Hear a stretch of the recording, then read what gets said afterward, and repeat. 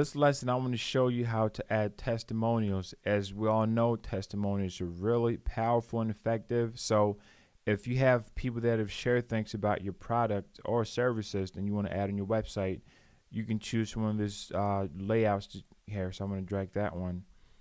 This comes with an image. You can change that image. You can edit it.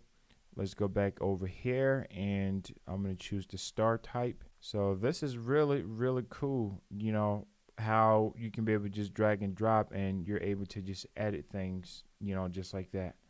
So this is how you can be able to go through each one and then just add it and change whatever the person said about your products or service. So you definitely want to make sure that you have a testimonials page, because that is going to, you know, let people know, other new prospects, that your service or your products are really, really great. So you can come back here and choose the style that you're going for based on how your website is.